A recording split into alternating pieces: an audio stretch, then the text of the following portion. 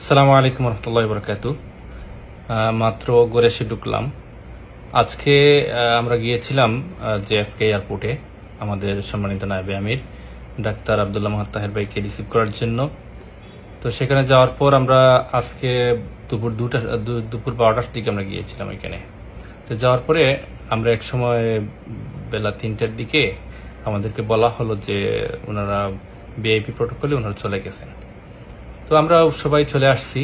হঠাৎ 15 মিনিট পরে আবার ফোন আসলো যে না, ওনারা সবাই একসাথে বের হবেন রেগুলার লাইন দিয়ে। ডাক্তার আব্দুল মাহাত তাহের ভাই, মির্জা ফখরুল ইসলাম আলমগীর সাহেব এবং আক্তার হোসেন এবং তাসিম জারা, ওরা বের হবে। তো আমরা কি করলাম, ব্যাক করে আবার চলে আসলাম এয়ারপোর্টে, কারণ মির্জা ফখরুল ইসলাম আলমগীর সাহেবের পাসপোর্টে একটু সমস্যা হয়েছিল, এটা আমরা জেনেছিলাম আর কি। সেই জন্য ওনার একটু দেরি হওয়ার কারণে রেগুলার লাইন দিয়ে বের হচ্ছেন। তো আমরা চলে গেলাম আমাদের দায়িত্বশীলকে রিসিভ করার জন্য। তো একটা সময় পরে ওনারা বের হয়ে আসলেন সবাই। তো সবাই বের হওয়ার পরে আমরা সামনে এগোচ্ছিলাম। তো এক সময় আমিও সামনে ছিলাম। তো সামনে থাকার কারণে আমি ওই একটু আগে এগিয়েছিলাম। তো এগোনোর কারণে আমি মোটামুটি চলে গিয়েছিলাম মির্জা ফখরুল সাহেবের কাছেই। তো এখানে ওনারা ফলো করতেছিলেন আমাদের কনসুলেট জেনারেলের যা অফিসাররা আসছিলেন ওনাদেরকে ফলো করছিলেন। তো উনি একা কনসুলেট জেনারেল থেকে একজন দেখছি, এরপরে আরো 2-1জন থাকতে পারে, ওদের চিনি নাই, কিন্তু একজনকে আমি চিনছি। কিন্তু ওইখানে বিএনপির কোনো লোক ছিল না, এনসিপির কোনো লোক ছিল না। তো আমরা মনে করছিলাম যে আমাদের তাহের ভাই ওইদিকে আসবেন, কিন্তু ওইখানে একটা রেড লাইট পড়ার কারণে ওনারা একটু ওইদিকে পিছনে পড়ে গেছিলেন। পিছনে পড়ে যাওয়ার কারণে ওই গ্রুপটা এগিয়ে গেছে, আর আমরা ওই গ্রুপের সাথে চলে আসছিলাম। আমরা এখানে বুঝি নেই যে এখানে ওনারা মানে রেড লাইটের কারণে রাস্তা পার হতে পারছেন না। তো আমরা যখন সামনে এগোনোর পরে দেখি পিছন থেকে আর কেউ আসতেছে না। কিন্তু ঠিকই এই মুহূর্তে ওই আমাদের যারা আজকের এই সমস্যাটা শুরু করছিল, এই আওয়ামী লীগের যারা কুচক্রী মহল যাদেরকে বলা হয়, যারা শুরু করছিল, ওরা মির্জা ফখরুল সাহেবকে গালাগালি করতেছিল, এরপর আক্তারকে গালাগালি করতেছে, এরপরে পায়ে লাথি মারতেছে, অনেক কিছু করতেছিল। তাসিম জারাকে ওরা ধাক্কাধাক্কি করছিল হালকা হালকা, বেশি করে নাই প্রথম অবস্থায়। পরে আমরা সামনে গিয়ে দেখি যে ওদের অবস্থা বেশি ভালো না। আমরা সাবেক শিবির 5 জন ছিলাম, ওইখানে 5 জনই আমরা ছিলাম। আমাদের 5 জন, ওদের অফিসার 1 জন ভালোভাবে দেখছি, আর 2-1জন থাকতে পারে, আর সাংবাদিক 5-6 জন, আর বাকি সব আওয়ামী লীগের সন্ত্রাসীরা। তো যখন ওরা সামনে গেল, এবার দেখতেছি ওদের আক্তার হোসেনের উপরে ডিম নিক্ষেপ করতেছে। তখন আমি যতটুকু পারছি আমার সাধ্য কুলায়, আমাদের মেহমান ওরা, জুলাইয়ের যোদ্ধা ওরা, ওদেরকে সেভ করার জন্য আমরা সর্বোচ্চ চেষ্টা করেছি।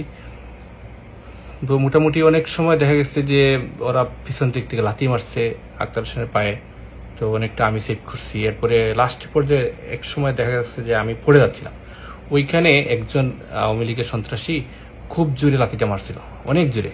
তো ওইটা আমি প্রোটেক্ট করার জন্য একটু পড়ে গেছিলাম, আক্তার হোসেনের পায়ের সাথে শরীরে পড়ে নাই।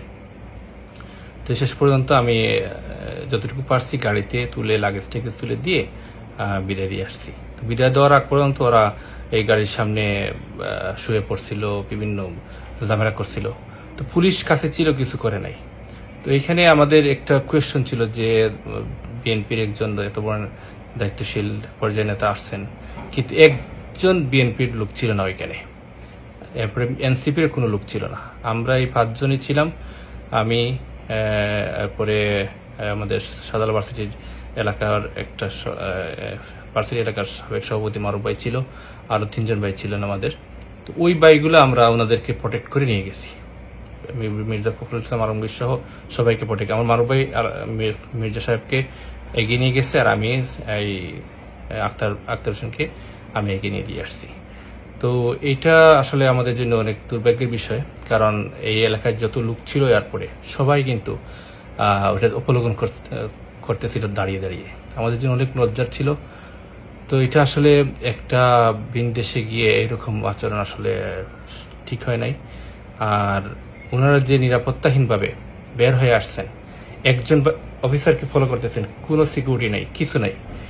তো এটাও ওনাদের আসলে ঠিক হয় না। কিন্তু আমাদের সংগঠনের যারা বাইরা ছিল সবাই আমাদের তাহার ভাইকে নিয়ে ওনারা বের হয়ে গেছে, কিন্তু আমরা ওইখানে ওনাদেরকে দেখে আমরা আসলে ইয়ে করতে পারি নাই, যে ওনাদেরকে এরকম রেখে আমরা যেতে পারি নাই।